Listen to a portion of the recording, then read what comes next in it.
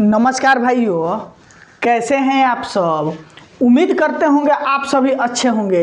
देखिए, आज के वीडियो में हम लोग रेलवे टेक्नीशियन ग्रेड 3 यानी जो साथी ITI किए हैं और जो 12 पास PCM वाले हैं, दोनों के लिए एकदम सेम सिलेबस है। उस सिलेबस के बारे में अच्छे ढंग से विस्तार से चर्चा करेंगे कि किस लेवल का आपका मैथ पूछा जाएगा, कौन सा लेवल रीजनिंग का, जनरल साइंस का लेवल क्या रहेगा, उसके बाद GA यानी जनरल अवेयरनेस से क्या क्या पूछा जाएगा। देखिए, अगर आप एग्जाम पैटर्न को अच्छे ढंग से समझकर उस पर अपना प्रैक्टिस चालू कर देते हैं तो आपका रिजल्ट होना तय है।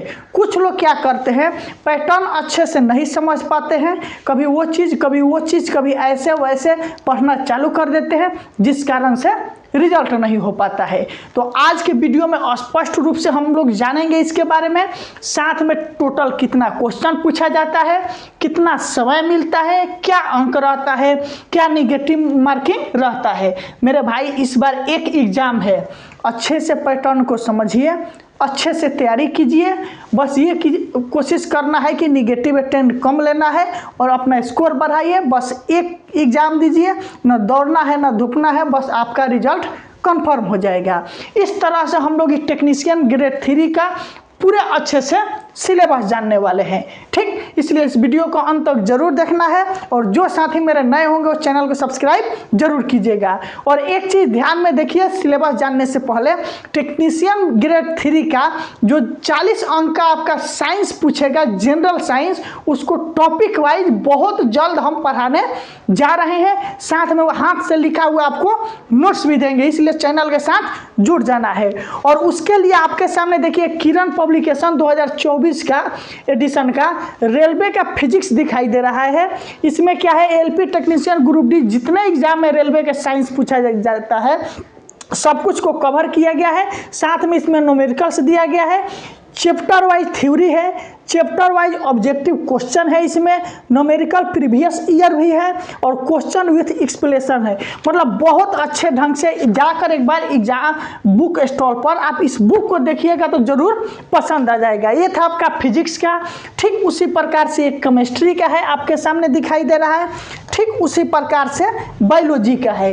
ये तीनों बुक किरण पब्लिकेशन का, किसका है, किरण पब्लिकेशन का तीनों बुक ले लीजिएगा।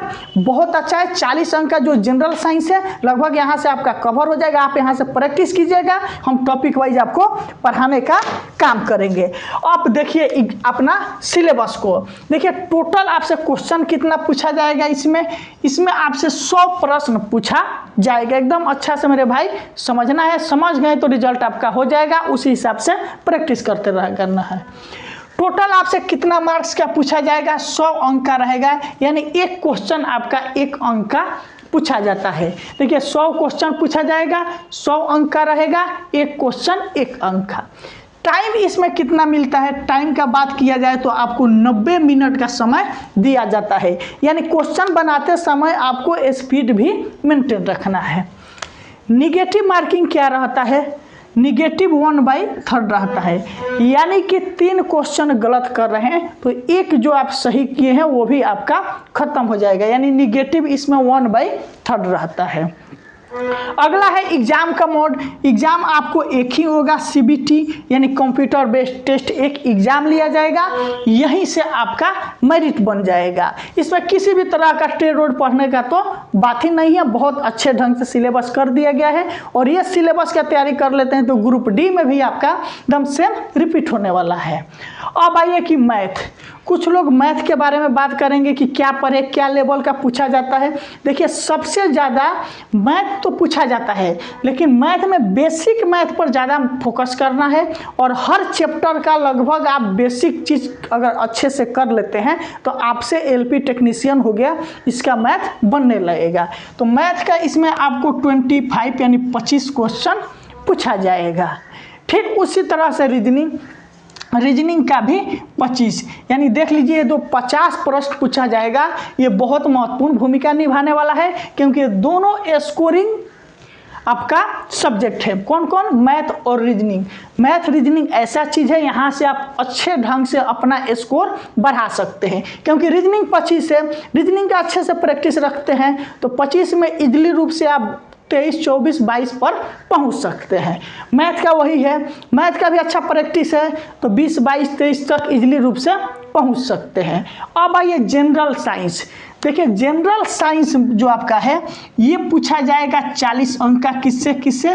Physics, chemistry, biology. और कौन सा लेवल का रहेगा? ये आपका 10th लेवल। ठीक, जो जनरल साइंस आपका पूछा जाएगा 40 अंक का, यानी महत्वपूर्ण भूमिका निभाने वाला है जनरल साइंस। इसमें फिजिक्स, केमिस्ट्री, बायोलॉजी से पूछा जाएगा और 10th लेवल यानी 10वां लेवल का प्रश्न पूछा जाएगा। अगर आपके पास NCERT है 6 to 10 उससे भी पढ़िएगा तो काम हो जाएगा। तो जनरल साइंस आपका 10th लेवल का यानी PCM, फिजिक्स, केमिस्ट्री, बायोलॉजी से पूछा जाता है कितने? 40 अंक का। इसको तो ये हो गया आपका 90 अंक यहाँ से कंप्लीट हुआ।